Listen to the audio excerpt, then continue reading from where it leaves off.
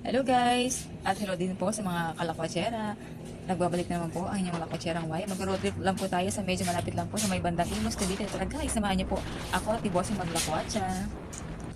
Ayan guys, dadaanan po natin ang bagong munisipyo po ng Imos, Cavite. Ayan po, tayo po yan guys. Medyo malapit po sa bandang bukid. Ayan, syempre, dine-develop na rin po ang mga katabing bukirin po sa lugar na iyan. Ayan guys. At ang susunod naman natin guys na madadaanan po ay ang Imos Coliseum kung saan po ginaganap po ang mga sports festival.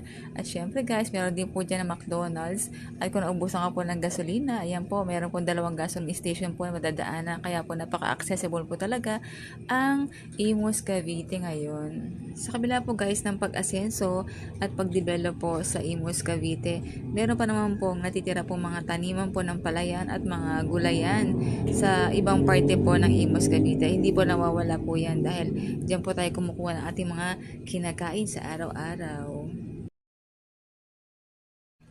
Ayan guys, daanan naman po natin ang kabisera ng watawat ng Pilipinas sa may Imos, Cavite.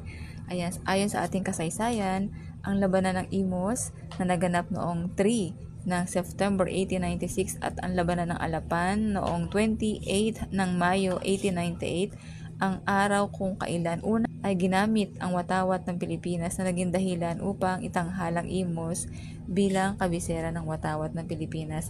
Ang sukat guys ng flagpole na iyan ay 70 talampakan kung saan po iwinawagayway po ang watawat ng Pilipinas.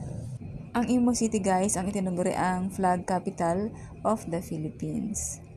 Napakayaman po talaga guys sa kasaysayan ang probinsya ng Cavite. Kaya guys, tara na tumasyal po sa probinsya ng Cavite.